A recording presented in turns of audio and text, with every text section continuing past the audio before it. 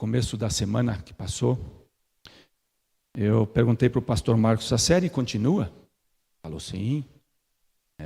Hoje nós temos, a princípio, a última mensagem sobre a série Raízes.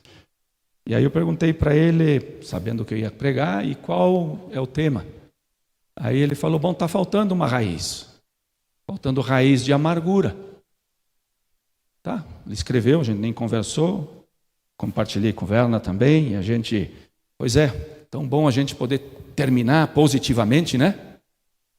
A gente terminar com um tema bem positivo, raiz de amargura não é muito atrativo.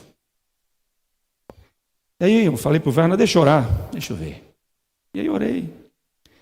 E aí Deus foi mostrando determinadas coisas que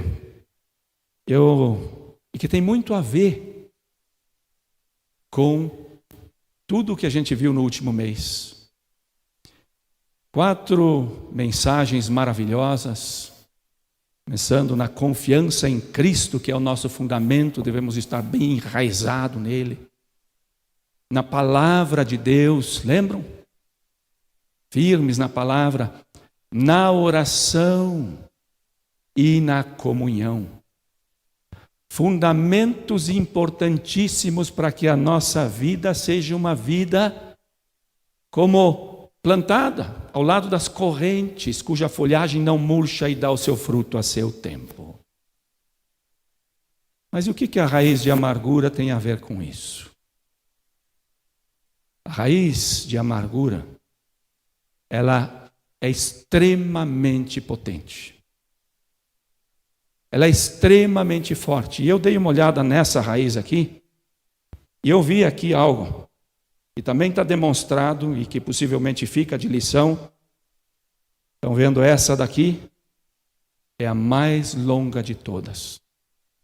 E às vezes existem raízes na nossa vida que não devem nem estar ali.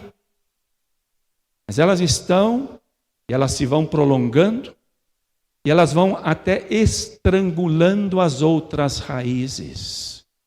A raiz de amargura, ela é capaz de fazer com que essas outras 4 raízes não se desenvolvam. Que tudo se estagne e a minha vida fique estagnada, fique trancada por causa disso. Abram comigo Hebreus, capítulo 12, onde nós temos o texto. E vamos procurar aprender com esse texto precioso. 2 versículos. 2 versículos do capítulo 12, versículo 14 e o 15.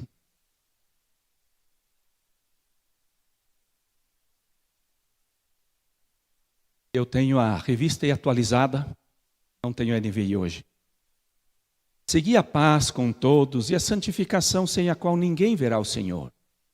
Atentando diligentemente, porque ninguém seja faltoso, separando-se da graça de Deus. Nem haja alguma raiz de amargura que brotando vos perturbe, e por meio dela muitos sejam contaminados. A palavra amargura, no grego, é a palavra pikrias, pikros, e ela tem vários sentidos. O sentido de ponte agudo, algo que tem uma ponta fina que espeta, que penetra, que causa dor. E lá dentro depois causa um amargor. É um sentimento desagradável, pontudo no início, e que produz dor e amargo. É extremamente comum e não tem um de nós que simplesmente venceu e diz, estou livre de toda amargura. Porque ela pode bater tão rapidamente, tão facilmente, por coisas minúsculas, bem pequenas. Lavei o meu carro no sábado, para vir para a igreja no domingo com o meu carro limpinho e bonito. Como a gente fazia antigamente, né? Hoje a gente não é mais tanto. Mas antigamente o carro tinha que estar bico belo. Cheguei no pátio da igreja, de repente um irmão, tinha outros ali também. De repente viu ali do lado da porta que eu não tinha passado o pano e tinha 2 linhas na porta do passageiro. E aí ele solta e diz: eita, mas nem lavar o carro direito ele sabe.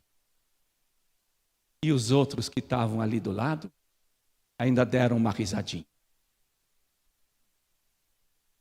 Naquele momento que ele falou aquilo entrou que nem uma flecha, não uma pequenininha, vocês conhecem isso, como uma baita de uma flecha enorme dentro de mim, e eu fiquei até sem palavras, não consegui dizer mais nada.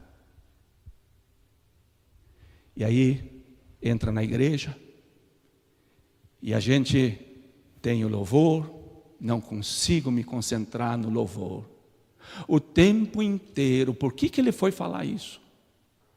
Depois tem a pregação e o tempo inteiro eu só estou ligado naquele acontecimento, não consigo entender nada, não levo nada. Depois do culto eu procuro cumprimentar poucas pessoas e vou para o meu carro, sento lá, espero a minha esposa, vou para casa, a gente tem um churrasco bom, a família toda reunida, mas a minha alegria se foi.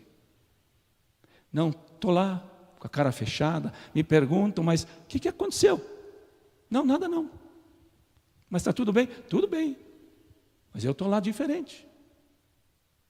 E aí passa aquele dia, o domingo azedo, ainda bem que amanhã vou poder ir para o campo trabalhar, para tentar esquecer um pouco. Mas de noite, para dormir, de novo, tudo aquilo vem. Eita, mas você não serve nem para lavar o carro. E aquela frase, está lá, e está lá.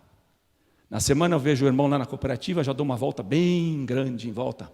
Não quero ter contato com ele.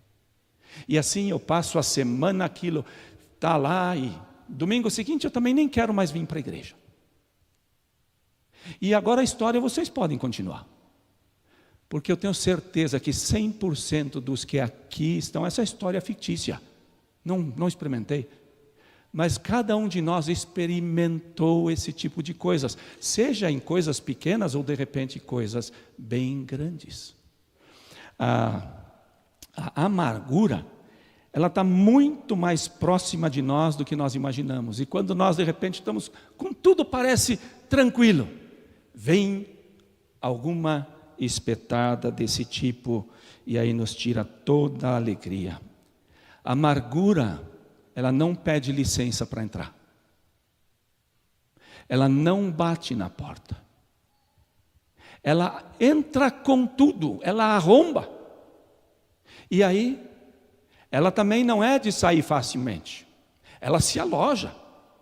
Esse aqui é o meu lugar. E o diabo usa isso tremendamente. A amargura surge sobretudo por 2 razões. A primeira é a inveja. Lembram do Caim? Deus aceitou o sacrifício do Abel. O Caim não viu o seu sacrifício aceito, o seu semblante muda, tudo muda nele. Ele fica irado no seu coração, amargurado, e acaba tragicamente a história.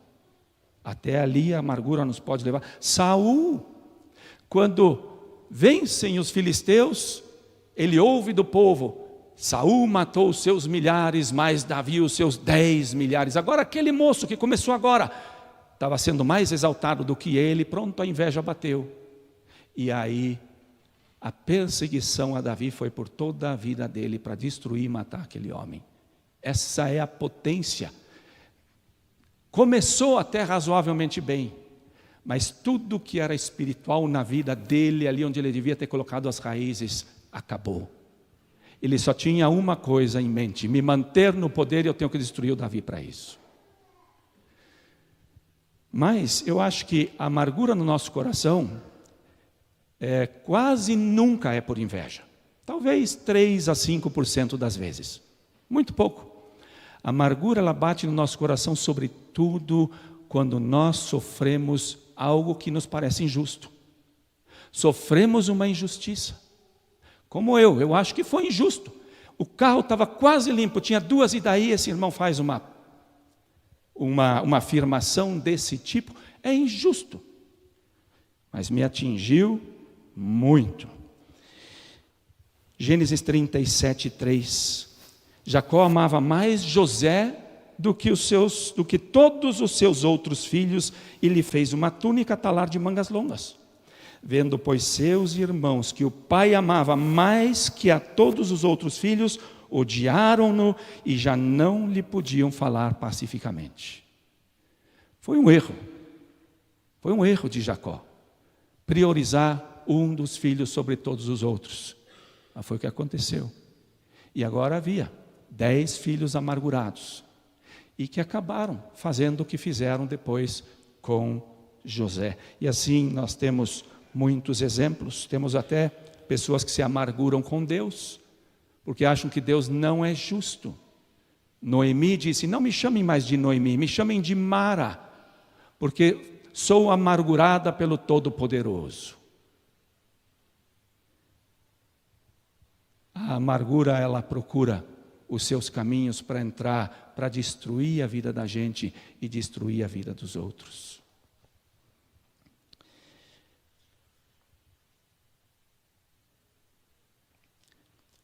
Nós experimentamos amargura quando confiamos em alguém e ele não mantém a sua palavra. Experimentamos quando no trabalho alguém me prometeu de repente algo e eu não recebo. Quando eu sirvo de avalista para alguém e esse não paga as dívidas e eu tenho que passar anos pagando a dívida do outro. Ele está até com o bem, está lá, parece muito feliz e eu estou pagando a dívida dele. Muitos guardam uma amargura dos pais. Meu pai foi injusto, meu pai foi muito severo, ou minha mãe. E fica ali, aquilo guardado.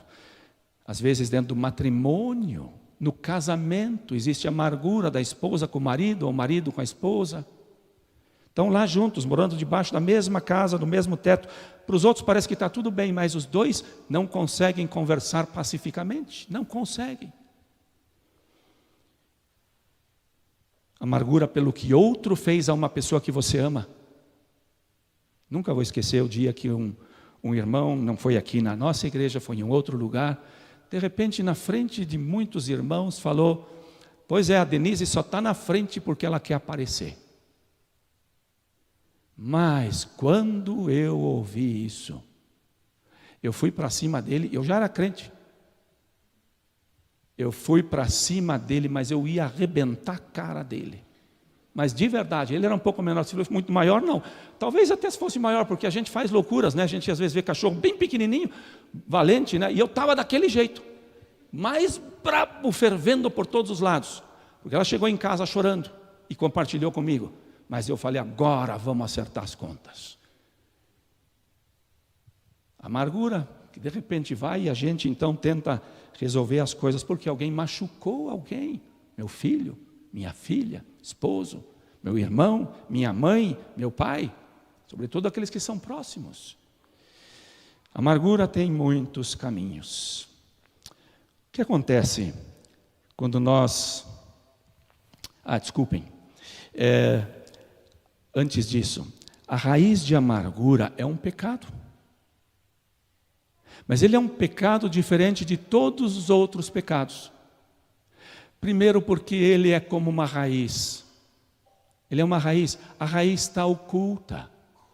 Então, me perguntaram na mesa: por que você está mal? Por que você está... Pronto, está oculto. Ninguém consegue ver nada. Por quê? Quando uma pessoa rouba, mente, fala mal do outro, é orgulhoso, você vê rapidinho. Mas essa, você muitas vezes guarda. E tem gente ocultando amarguras na vida por anos e anos e décadas e décadas. Tem gente que não consegue vir para a igreja, não consegue se desenvolver espiritualmente, não consegue nem entregar o seu coração para Jesus, porque ele relaciona o que ele sofreu com Deus que não o protegeu daquele sofrimento. Pessoas que ficam aí de longe e nunca conseguem resolver esse problema. Mas quando a gente pergunta, está tudo bem. É um perigo, porque ela não aparece. E o outro problema da amargura é que a amargura, ela tem um rosto diferente dos outros pecados. Quando a criança mente, a gente diz, que feio. Quando a criança pega alguma coisa do outro, que feio. Porque todos esses pecados, adultério, brigas, desentendimentos, tudo é feio. Mas a amargura tem um rosto de, coitadinho de mim. Olha o que fizeram comigo. Olha o que fizeram com quem eu amo. Ele é um pecado que se vitimiza. Você não tem culpa nenhuma. Nenhuma. Você está sofrendo sem culpa nenhuma. E ali você está com aquela carinha murcha. E a Bíblia, ela é clara com relação à amargura. Jaime Miró disse, é o pecado mais fácil de justificar. Porque o outro que pecou contra mim. Mas o mais difícil de diagnosticar, porque a gente esconde. É uma raiz. Não queremos que venha à tona. As consequências da amargura, elas são sérias. E é interessante no texto aqui, ele dá algumas orientações. Ele diz, atentando diligentemente, porque ninguém seja faltoso, separando-se da graça de Deus. O que ele está dizendo é, tomem cuidado, para que nada na vida de vocês impeça que a graça de Deus flua. A graça de Deus flui dando-nos vida, nos fortalecendo, nos fazendo cada vez mais parecidos com Cristo. Se houver algum pecado, e a amargura é um grande entre eles, essa graça de Deus se estanca, não porque Deus não queira derramar essa graça sobre a tua vida, mas porque agora aquela raiz, ela está tão enraizada nessa amargura e no meu sofrimento, que as outras não conseguem mais se desenvolver. E aí a leitura bíblica, a oração, a comunhão com as outras pessoas, ela vai diminuindo. Porque essa pessoa tem até uma tendência de se isolar de Deus, da sua palavra e do próximo. E ele diz, não perca essa oportunidade de crescer na graça. Não deixe que nada atrapalhe isso.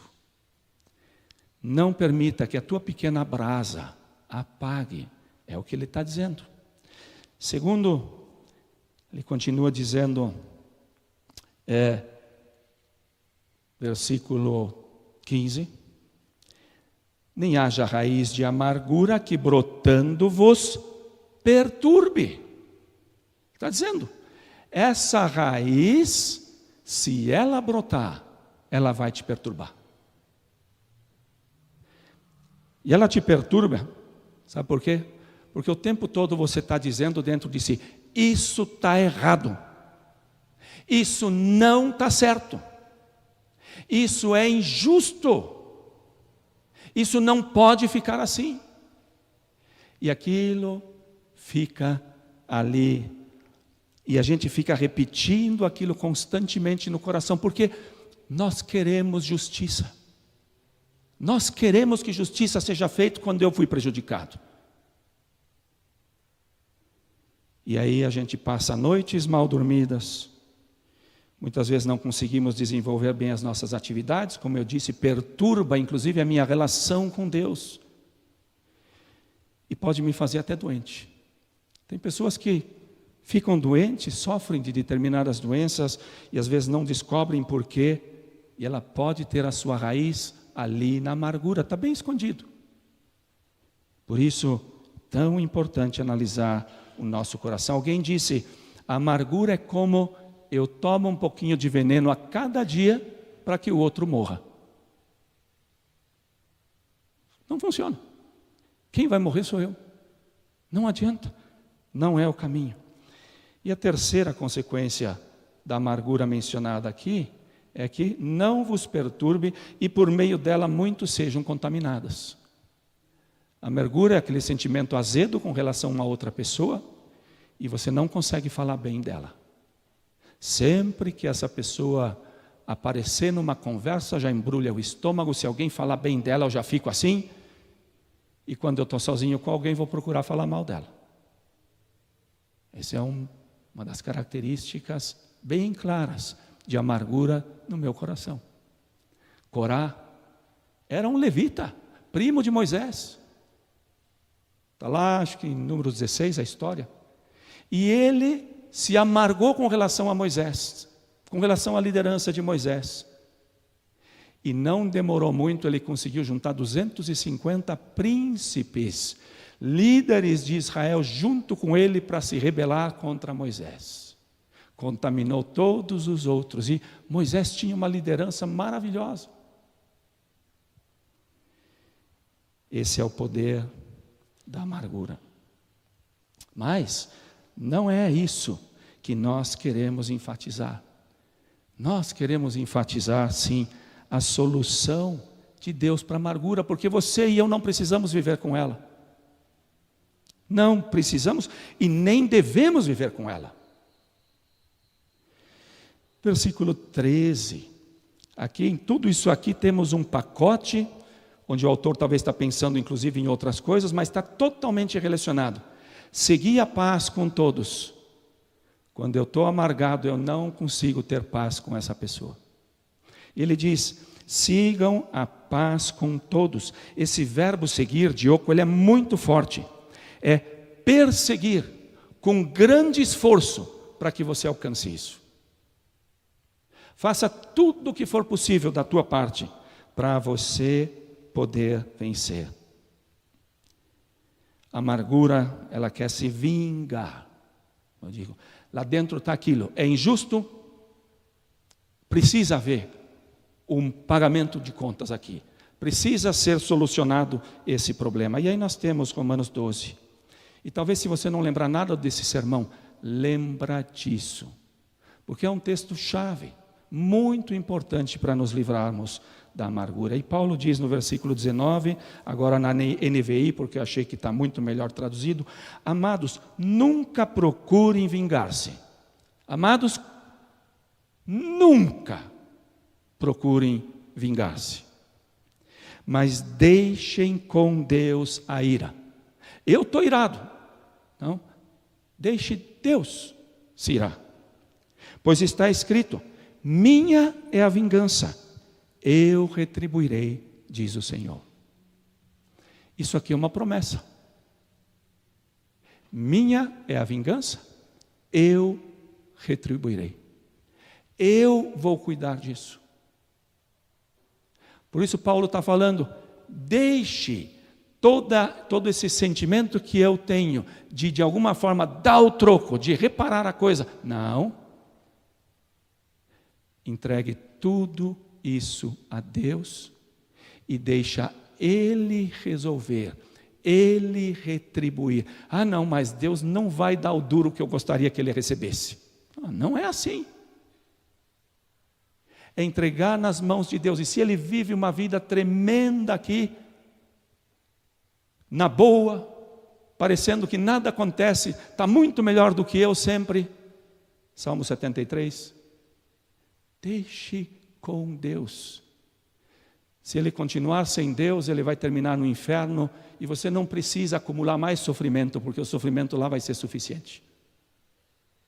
E se ele entregar o seu coração para Jesus, essa pessoa que fez tanto mal, aí se lembre que Jesus pagou o preço dessa ira de Deus que estava sobre ele por tudo aquilo que ele fez. E não acumule mais castigo sobre a vida dessa pessoa. Esse entregar a vingança nas mãos de Deus é um ponto importantíssimo para ter paz. E mais ainda, ele vai mais para frente e não tem o tempo. Se o teu inimigo tiver fome, dá-lhe de comer. Ou seja, agora relacionado a essa paz, procure fazer o bem onde você puder fazer o bem para o outro. Não mais se distanciando, mas cuidando inclusive dessa pessoa. É o que Deus espera de mim. Segundo, seguir a paz com todos e a santificação sem a qual ninguém verá a Deus. A santificação é o processo pelo qual a minha vida é mais dedicada a Deus. Onde a minha vida é cada vez mais entregada e dedicada a Deus. A amargura, ela faz exatamente o contrário. A amargura, ela faz com que eu dedique a minha vida a mim mesmo, aos meus sentimentos ruins, àquela raiz profunda que eu estou colocando. Ela se transforma até num Deus dentro de mim. É uma idolatria. Estou acariciando tudo aquilo o tempo todo. Não, o caminho da santificação é um caminho onde a gente deixa aquilo que não presta, e a amargura está incluída, para nos dedicarmos completamente, realmente a Deus. E aí é importante, quando a amargura, por alguma razão, bate com aquela flecha pontuda, aí eu tenho que dizer, não, essa vida é dedicada a Deus. Essa vida é uma vida santificada a Deus.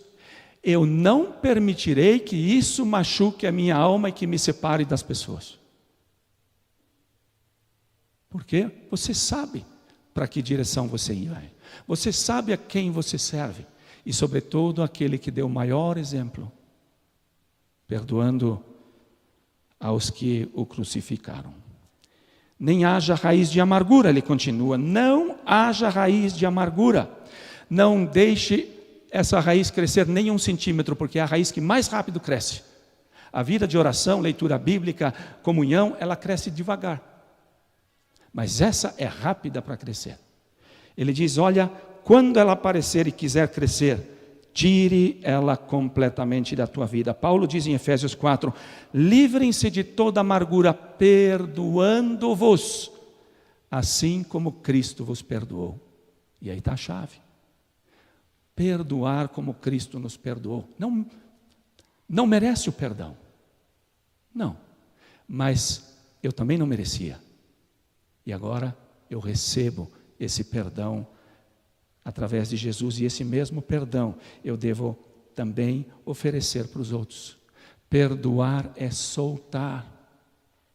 A amargura, ela é um segurar o tempo inteiro. Está tudo doendo. E o perdoar é um soltar. Não é um deixar o outro sem a culpa. Não é tirar a ofensa dele. Isso nós entregamos para Deus, a culpa dele, a ofensa dele, entregamos para Deus. Mas é um soltar ele, é um abandonar as rédeas que eu tanto quero segurar. E eu entrego aonde? Eu entrego nas mãos de Deus. E quando a gente faz isso, a gente dá esses passos, aí os sentimentos acompanham, porque a amargura é um sentimento amargo.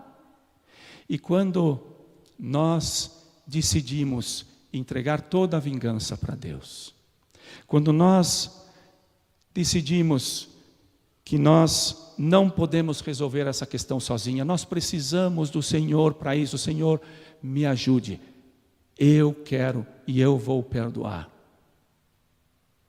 O Senhor vai fazendo a obra, vai fazendo. Ele vai me livrando daqueles sentimentos ruins que eu tenho dentro de mim. Aquilo vai acompanhando, mas são esses passos de obediência. Um reconhecer que é um pecado, que eu não posso sozinho. Um perdoar como Jesus perdoou.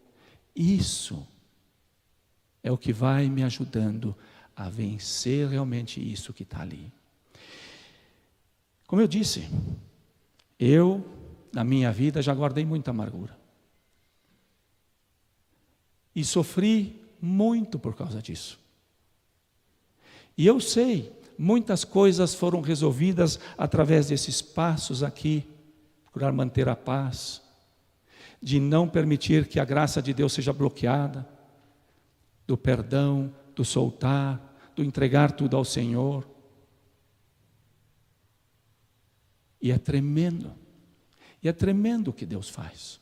E mais uma coisa, esse texto do capítulo 12 de Romanos, ele fala que Deus disciplina o filho que Ele ama. Ele disciplina o filho que ama. E eu aprendi uma coisa, muitas coisas que as pessoas fazem e dizem que me atingem, o Senhor usa como disciplina para transformar a minha vida. Não é fácil, a disciplina do Senhor, ela tem muitos aspectos. E Ele, se alguma coisa assim aconteceu, Deus permitiu. E Ele permitiu para quê?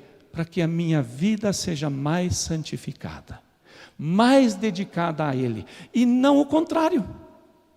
O diabo quer que o contrário aconteça, mas a gente não obedece o diabo.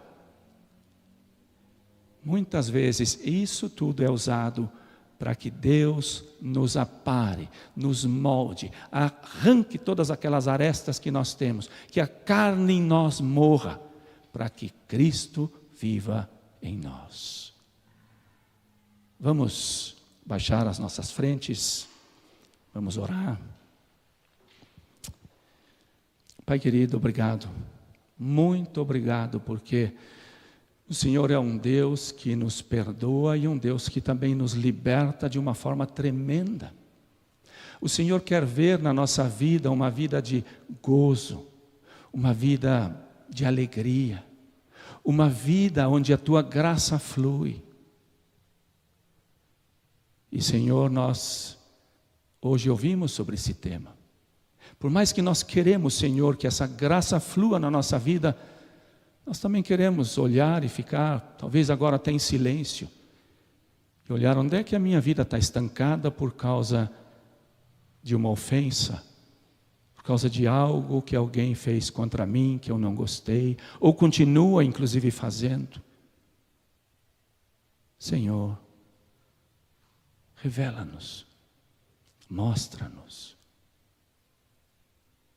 E ajuda, Senhor, cada um dos meus irmãos e da minha irmã, se alguma coisa aparecer, talvez inclusive nessa semana que a gente possa fazer um check-up e levar tudo isso à cruz. Porque, Senhor, não é o Teu plano que a gente viva com um coração pesado, um coração ressentido, mas um coração livre para amar o Senhor e amar o nosso próximo. Perdoa-nos, Senhor, perdoa-nos também por tanta amargura que nós temos tido, Senhor, na nossa vida, na nossa igreja, na nossa colônia. Tantas coisas, Senhor, que nós seguramos às vezes até questões aí dos nossos pais, dos nossos avós. Senhor, quebra tudo isso no nome de Jesus. E, Senhor, molda-nos. Transforma-nos. Queremos ser mais como o Senhor, como Jesus. E assim, Senhor, também queremos ir para a ceia, agradecidos pelo privilégio tão maravilhoso que nós temos, de poder celebrar também esse momento e a vitória do Senhor sobre as nossas vidas. Muito obrigado, no nome de Jesus. Amém. Amém.